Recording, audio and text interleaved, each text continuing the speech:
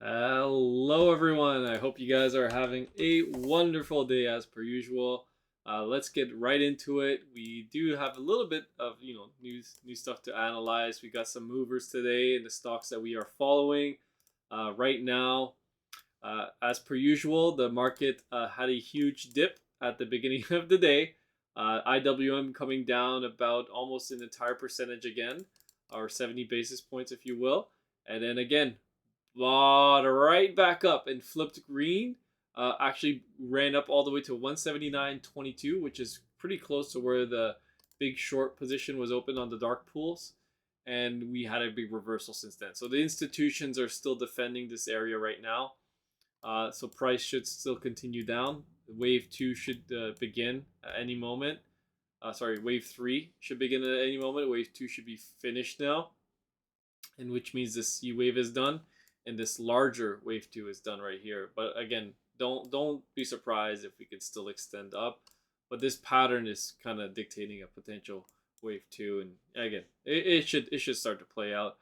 Triple Q's had a little bit of an update today, up 26 basis points. It was up a little bit more. And same thing for the SPY. SPY was actually up a little bit more as well. But still closed underneath this trend line here. So again, this is still tremendous resistance, and we still have not taken out the July high. So again, we'll have to see if they can do that. We do have some news coming out this week, which could either push the markets higher or lower. Tomorrow, I believe, we're gonna have the preliminary GDP quarter over quarter, and then some good trades balance, some small news there. The big news is going to be on Friday, December 1st, when we're going to have the Jerome Powell speaking at 11 a.m. And we're going to get the ISM manufacturing numbers, and we're going to get unemployment claims on Thursday. But overall, not that much news this week. All right, so let's continue here. We'll take a look at our account, see if anything new printed today. So the futures are open. We'll take a look at the futures. So the daily candle, again, showing increasing dual band strength index numbers. You have potential increasing red money flow, something to keep a close eye on. The 4 hour is showing a potential bottom, and we could potentially get another run up. But you have decreasing green money flow, and that's when we get into smaller time frames like the 1 hour, you're already into red money flow. But it's trying to curl back up. So there's a lot. This is just like a day trader's battle, just waiting to dictate the next move in the market. When we take a look at the futures here on the daily time frame, a little bit of selling the last couple of days. Last two candles that we got, nothing really new, nothing happening. Excuse me. But overall, the count is still the same. We're waiting for this pattern to play out or not, right? We're waiting for either one to play out. And yeah, so not much to update. We'll take a look right away at some individual names here. So ROKU, not Roka. ROKU had a very nice day today, up another 3%. It is going for the target. So again, this should hit in the next day or two, right around 108 to 114 should be your short area, and it could very well just tag the short area and get rejected from there and then start to come back down. Let me get rid of this green box here. This was just like a big resistance area that I had drawn in the past, but overall, this red box is what you want to pay attention to. You remain very overbought. So again, it can pull back at any time, any moment now. So don't be surprised if it does. You actually broke past this upsloping trend line. So that's actually quite bullish. But we'll have to see if it can close the weekly above, because that's the important part, right? You want the weekly candles to close above these levels, and if they can't and they just do this wick, then it's bearish, right? And then you have the follow through afterwards. So again, the stochastics are overbought right now. Same thing for the daily. They need to be reset. So you're going to need a pullback eventually. And that's going to be when wave 2 is going to play out, right? And that's going to be, ROKU is coinciding nicely with like the S&P possibly coming back down as well. And we'll have to see if it's a buy the dip or sell the rip. So let's take a look at, so again, this is the target. ROKU's playing it out very nicely. On point. And we'll take a look at PayPal. So PayPal had a nice update today as well, I believe. Yeah, up 3.69%. So PayPal actually took out its previous high here at 58. It is running into a little bit of resistance, but overall, this could be just a fifth wave extension here of wave 5. So it's probably not an ABC anymore, because if you've made a 5-wave move up and it's finished, then you don't go past it in an ABC correction, right? So if this was the end right here, right, you don't want to go past it in a corrective wave, and that you already did. So now the fifth wave discount is much nicer, and I like it much more. So overall, this should be it. So this looks like it was an ABC. This looks like this was the ABC here in your fourth wave. And now you're going into your final move in a wave 5 of wave 4, which is your ABC, right? And then this is just the extension of the C leg, right? An extended C wave. And yeah, so we'll keep an eye on it. But overall, things are going good for PayPal. If it keeps going, it should be headed up to $60 all the way to $61.72, and maybe we'll get another push tomorrow or not. Maybe we'll get a bit of a retrace, and then we'll come back up. But if it doesn't, it could very well just double top here, and this 5-wave move is hidden, and I gotta go into smaller time frames to look at it. But overall, it should keep pushing up. It should keep playing out. And again, right now the Mag 7 are kind of running out of steam, except for Tesla. Tesla had a nice pop today. They're kind of running out of steam right now, which means that maybe the market, the smaller cap names can start to catch up, play a little catch up game. Firm got a nice little pop today again, up 11%, and that's 22% total in a couple of days here. So we'll have to see how well they do in the coming weeks and months. All right, so let me just take a CrowdStrike had earnings, and it looks like they did, they got some good earnings, but maybe guidance is pushing them lower. It's a little bit of a smaller name. Let's take a look here at the IWM on the smaller time frames, and let me just cover the daily here. So the IWM, let me just take a look at this one. Okay, so there we go. So the futures showing a 13 now and a -3 on the dual band strength index. The 4-hour is also kind of printing some pretty bearish numbers here. You actually had a very big red diamond here, showing a very big move about to start to begin, and the Russell. Decreasing green money flow. 1 hour already in the red money flow. It's just, it's just hanging on right now. It's just consolidating. What it's doing is it's burning premium. It's burning those puts, those shorter term puts, the people that are betting that the price is going to go down in a short period of time. It's just burning it, right? And the same thing goes for the SPY, right? In the triple Qs. Everyone knows that a pullback is coming, so they're just loading up on short term puts. And this kind of price action destroys the options traders, and eventually they give up. And that's when your move is going to come, right? After destroying those puts, right? So because there's so much money to be made on the downside that they're just going to destroy the traders that they're trying to play it out. And that's just the name of the game. Daily time frame on the futures, you got that red cross here on daily. You got that red cross on the 2-day. Let me see anything on the 4-day, 3-day, weekly. Nothing there, really. Just waiting for the move to either go up or go down. So again, if it goes up, we stop out, and if it goes down, then we we cash in. Very simple game. Yeah, so I don't really see much to add. The Dow Jones pushed up nicely today as well, up 22 basis points. It actually made a new nominal high, but it has to take out its July pivot right here. So again, it could still go higher, but it's essentially just doing the same pattern in a 5-wave move down, right? Or 5. You can make a nice 5-wave there. We'll make this a minor wave. And so again, that looks like your 5-wave move, and then you got your ABC correction with a tiny B wave, right? And then you should keep going up. It should end at any moment. We could do a little bit of a smaller count on the smaller time frames. We could take a look to see what this move could be. Again, very, very difficult because it's just so so impulsive right now. Let me see here. So you probably got your wave 1, 2, 3, all the way here, 4, and then you're in a 5, or maybe this is the 4. But I like this wave much more. If in terms of a 4, this is a little bit impulsive.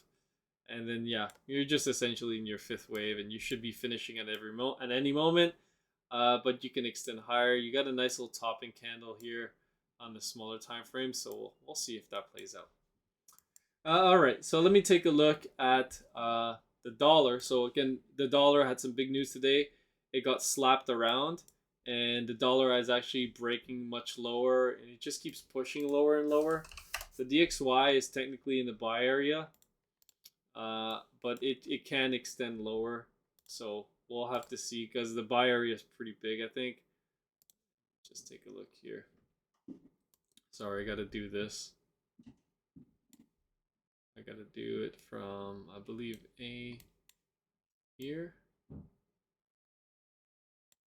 And I'm going to bring it down. I think it was something like this, and it's down here. We are in the buy area right now. So it could reverse at any moment, but the dollar is getting pounded, and it's just eventually, you know, so this is the reason why the market's going up too, because the dollar is going down and so are the yields, right? And the market is rallying. The market is ecstatic that the dollar is going down and the yields go down. But eventually this good news, this dollar going down is going to turn into bad news for the market. It's going to turn into recession talks. It's going to turn into, earnings going down significantly and being cut in half, and all this is going to follow suit right down the road. But this is not going to be bullish for the economy once it goes down, and this is going to actually open the gates for more inflation to come back in, and that'll be really bad for the markets in the long term.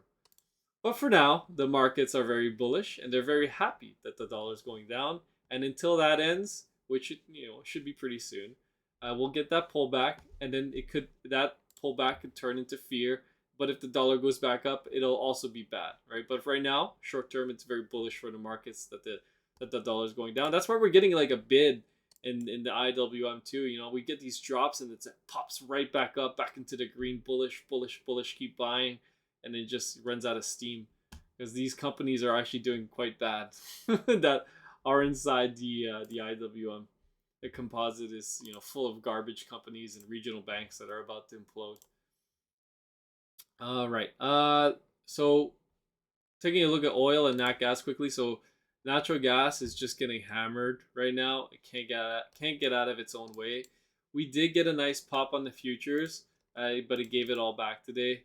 And actually, the nat gas was down a lot more on other charts.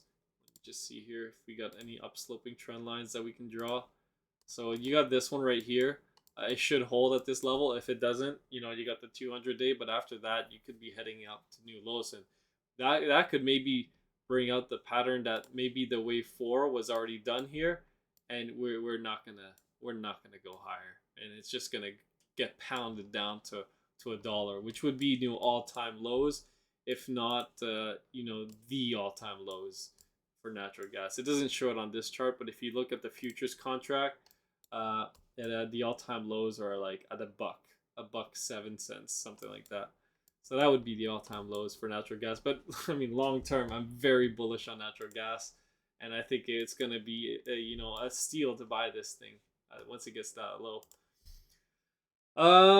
Okay, so I don't have much to add today. Pretty slow day. We could cover NVDA as well. So NVIDIA should be in its wave 1, and if it continues, then that you'll know it. You'll know that it's starting. Apple was up nicely a little bit today as well, but it got rejected at the 192 area, which is again the short area for Apple, and it's down the after hours 48 basis points. I'm not sure why. Maybe we were getting some bad news. I don't follow the news that much. New all-time high for Microsoft. Not surprising, but they're probably selling into it. Let's take a look.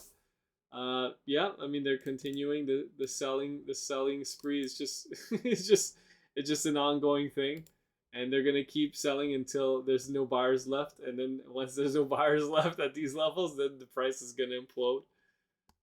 But yeah, overall, the outlook remains the same for the super bearish scenario. It's okay. It can still valid, and it can very well play out at any moment. But you can't just get on one side of the trade. You got to be open minded and look at the bullish count too, which is what CNBC is talking about now. And again, when CNBC talks about something, it usually tends to go the other way for the long term trade.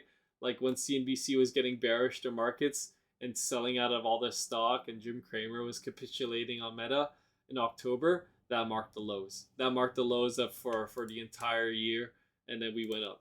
And now everyone's getting mega hyper bullish that everything's fine. The Fed won. The inflation fight is over. Rates are going back down. This is going to be the greatest thing that happened to the market.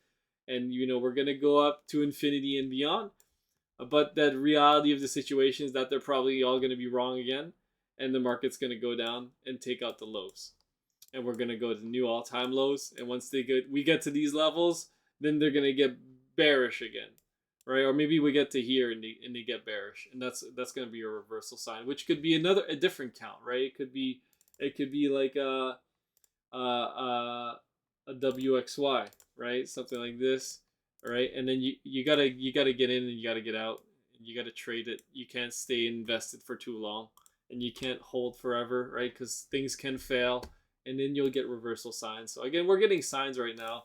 And everyone's very angry that we're even talking about these possible scenarios, but that's just the way it goes, right?